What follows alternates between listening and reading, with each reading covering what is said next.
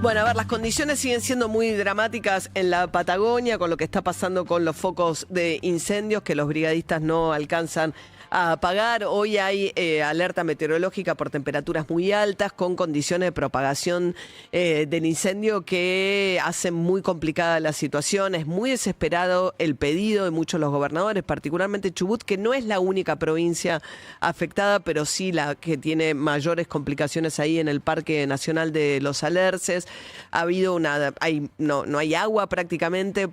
Fue una temporada del invierno pasado que no tuvo nieve y ahora hay mucho calor, las condiciones se hacen muy complejas y es por esto que vienen reclamando legisladores de la Patagonia y también un grupo de gobernadores que se apruebe o se discuta en el marco del Congreso la emergencia ígnea.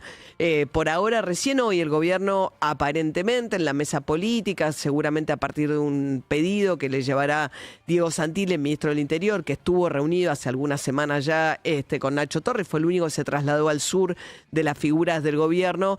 el pedido para que esto se incorpore en las sesiones extraordinarias. Cuando el Congreso está de receso, como hasta ahora, arranca a partir del 1 de marzo las sesiones ordinarias, cuando está en receso solo puede tratar en el temario aquellos temas que incorpora el Poder Ejecutivo, que le manda el Poder Ejecutivo. Por ahora el Ejecutivo mandó la reforma laboral, que le iban a tratar en diciembre, quedó para febrero. Luego la reforma del Código Penal le incorporó ya el tema de bajar la edad de imputabilidad de 16 a 13 años. Está la ley de glaciares, paradójicamente metida también en esta discusión, porque para incentivar la minería, el Poder Ejecutivo lo que decidió es que sean las provincias las que determinen hasta dónde va la protección de los glaciares, porque tal como está la ley, las compañías mineras y algunos gobernadores, sobre todo los de la cordillera, que quieren avanzar con la explotación del cobre y otros minerales, plantean que esta ley es un impedimento para eso. Salió la Academia Nacional de Ciencia en un pronunciamiento bastante poco habitual, porque Greenpeace viene defendiendo la ley y hay muchas organizaciones en defensa del medio ambiente que vienen haciendo este planteo, pero se sumó también la Academia planteando que, entre otras cosas, es inconstitucional delegar en los gobernadores estas decisiones. Pero bueno, la ley de glaciares, para levantar la protección de los glaciares, sí figura dentro de los proyectos a ser considerados en el periodo de sesiones extraordinarias del Congreso a partir ahora de febrero, cuando retomen la actividad, pero no figura todavía, a menos que lo incorporen hoy, no ha decidido todavía mandar la ley de emergencia el Ejecutivo. En un presupuesto este año que recorta todavía más el presupuesto destinado al combate del fuego, en condiciones climáticas en las cuales, aunque el gobierno o el propio Milei dice que no existe la evidencia respecto del calentamiento global, las cuestiones se están haciendo cada vez más dramáticas. Y en lugar de redoblar la inversión en el combate al fuego y la prevención, lo que ocurre es que hay más recortes. Bueno, en ese contexto va a haber mañana una marcha a las 6:30 de la tarde en Figueroa Alcorta y Pueyrredón. Esto es frente a la Oficina de Manejo del Fuego, que depende del Ministerio de Seguridad de la Nación. Convocamos el viernes. Juan Grabois retuiteó esta convocatoria y se reclamo por el abandono y la desidia por la emergencia ígnea y la ayuda urgente a las zonas afectadas por el fuego. Basta de indiferencia, defendamos nuestra patria, la Patagonia. Bueno, esto por un lado, que hay que ver si entra finalmente dentro de la agenda de temas del Ejecutivo. No ha pasado para nada. Milei sigue obsesionado por ahora con el tema de Paolo Roca, el empresario industrial más importante de la Argentina, dado lo que es Techint y sus diversas unidades de negocios, que son Techint, Tenaris y también ahora Tecpetrol, que tiene participación en la explotación en Vaca Muerta. Como sabemos, charlábamos hace un ratito con Silvia Neistat, quedó afuera de la provisión de los caños para lo que es este consorcio que va a construir un gasoducto desde Vaca Muerta hasta Río Negro, porque estas empresas petroleras, como no hubo la inversión necesaria para crear una planta de licuefacción para poder exportar el gas, tienen que hacer ese proceso, van a alquilar unos barcos. Entre todas se juntaron, forma parte de ese consorcio YPF también, y van a poner unos barcos en un puerto de Río Negro. ¿Se acuerdan la pelea con Kicillof respecto de la localización de esto? Bueno, de la planta, finalmente son los barcos, y entonces tienen que llevar el gas hasta ahí. Esta primera parte, nos contaba recién Silvia, es el antecedente de lo que va a venir después, porque hasta ahora licitaron los caños y ganó una empresa de la India. es muy probable, nos decía Silvia, que el gobierno rechace el pedido que había presentado o que consideraba, pero no lo presentó Techin, de pedir antidumping, de decir, che, ojo que los indios ofertaron tanto menos que yo porque lo que están utilizando es acero chino y el acero chino en realidad lo que están haciendo es una política predatoria de normas anticompetitivas. Que curiosamente, porque ayer Milei acusó a Paolo Roca sin ninguna prueba de ser parte de un complot de desestabilización del gobierno. Retuiteó a alguien que había dicho que después del triunfo de Kicillof en las elecciones provinciales en septiembre, cuando fue ese momento de zozobra financiera, acusa al grupo, a Paolo Roca, le dijo, jubilate Tano, ya está, ya fue, le dijo al principal industrial de la Argentina. Más allá de Paolo Roca,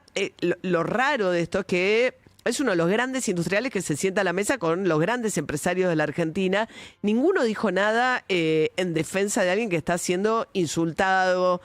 burlado, ninguneado, de la manera en que lo está haciendo Javier Milei. La forma, en realidad, acá lo que vuelve es algo que Milei tuvo mucho tiempo contra los periodistas, ahora volvió un poco, había frenado un poco en la víspera de las elecciones de octubre. La idea de que cualquiera que quiera tener un debate con el gobierno, que tenga una posición disidente o que alerte acerca de las consecuencias de la apertura económica sin que hayan bajado los impuestos locales y sin que, bueno, con un dólar, con el tipo de cambio que ahora se está trazando de vuelta y demás, decís, bueno, tenés que estar dispuesto a que eso signifique que te insulten, que cualquier cosa, que te digan cosas totalmente sin ningún tipo de prueba de nada. La idea de... se llama el character assassination en inglés, ¿no? La idea de destrozar a quien habla. No estás teniendo esa discusión. Lo que haces es desautorizar a esa persona y tratar de romper su reputación mediante la burla, mediante la descalificación, mediante el insulto, sin discutir el asunto de fondo. Aunque Sturzenegger hace sí, unos tweets más largos, que es el que está obsesionado con esto, donde discute un poco más si conviene o no conviene, y Javier Milei cada tanto argumenta también si conviene o no conviene sustituir importaciones a cambio de tener bienes más baratos. O sea, no sustituir, no producir acá, sino que las importaciones sustituyan o destruyan producción nacional a cambio de tener bienes finales más baratos. Hoy hablamos, rompía el corazón, la verdad, con Alejandro Vallejos, que es un empleado de una empresa, la última industria que queda en Goya, Corrientes, que quedaba, una empresa llamada Emilio Alal, de hilandería, de telas, que tenía 260 empleados y que cerró de golpe y les mandó un comunicado a todos sus empleados. Alberto Vallejos, hablamos con él esta mañana, 23 años de antigüedad tenía desde que nació la empresa, una empresa que nació en el 2003 y que cerró las puertas de la noche a la mañana, dejando sin empleo a 260 personas, que están peleando además ahora porque les paguen la indemnización completa, porque aparentemente lo que les están ofreciendo es pagarles la mitad de la indemnización que les corresponde. Pero básicamente lo que decía Alberto Vallejos es,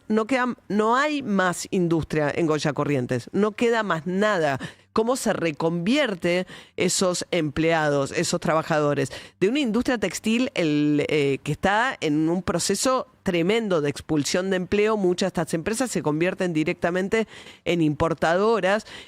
dicen ellos, dicen, bueno, estamos ante la tormenta perfecta, dicen. ¿Por qué? Porque hay una caída del consumo, apertura de importaciones, el que compra algo por Temu o por Shein no paga nada, y el que va a producir acá, si compra algo, un insumo afuera, tiene que pagar impuestos para poder traerlo. Un poco lo que viene planteando también Miguel Ángel Pichetto, sin mucha repercusión en el Congreso Nacional. Y curiosamente, en el medio de esta discusión, apareció Marcos Galperín. No Marcos Galperín directamente, pero sí la compañía de Marcos Galperín, Mercado Libre, que se conoció hoy que hizo una demanda judicial contra Temu. Temu es la empresa china, junto con Shein, que tuvo un protagonismo impresionante el año pasado a partir de la liberación de las compras al exterior, hasta 5 por año por persona, que hizo que crecieran un 270%, fundamentalmente indumentarias, artículos para el hogar y demás. Según la denuncia que presentó Mercado Libre contra Temu en la justicia, porque por competencia desleal, lo que dice es que hacen descuentos irrisorios, que son tremendamente agresivos, que hay publicidad engañosa, que la competencia es completamente ilegal. Cosa que se ha estudiado mucho en España, en Europa fundamentalmente también, donde hay leyes para evitar el ingreso indiscriminado de las empresas de ventas de productos chinos, porque, entre otras cosas, subsidian los envíos, o sea, el envío es gratis completamente. Y muchos de los países le están poniendo, como le puso Estados Unidos, como le puso Trump en Estados Unidos. O en Brasil, por ejemplo, Lula da Silva le exige a Shein que parte de lo que vende en Brasil sea producido en Brasil. Bueno, por ahora Shein y Temu entran a la Argentina de manera totalmente irrestricta, lo que pasó en el aeropuerto de Ezeiza, donde tuvieron que abrir un galpón más grande para poder recibir todos esos paquetes. Ahora es Mercado Libre, la competencia fundamental de lo que es la venta online en la Argentina con con Shein y con Temu, estos gigantes chinos. Bueno, y aparece Mercado Libre planteando una demanda judicial por competencia desleal contra Temu. Por ahora, el gobierno no ha dicho nada sobre Mercado Libre, que sabemos que tiene una afinidad ideológica muy grande con Javier Milei, Marcos Galperín, el fundador, que ahora no está más en la operación del día a día, pero la persona que está detrás de Mercado Libre. Pero no es tan distinto al planteo que hace Paolo Roca. Lo que están diciendo todos los empresarios argentinos, aunque no se juntan para decirlo juntos ni se defienden entre ellos en este momento, lo que están planteando es, bueno, ojo, y las pymes también, digo, no es que solamente las principales afectadas han sido con el cierre de las pymes que viene ocurriendo desde el gobierno de Javier Milei, que por ahí al principio se sintió mucho más en la construcción por el parate de golpe de la obra pública, y ahora lo están sintiendo fuerte en los textiles, que históricamente además fueron un rubro muy caro en la Argentina, especialmente en comparación con otros países, pero dicen, bueno, la manera en que se da esta apertura y la imposibilidad de competir en igualdad de condiciones, lo que termina produciendo es o el cierre de la fábrica en Goya, que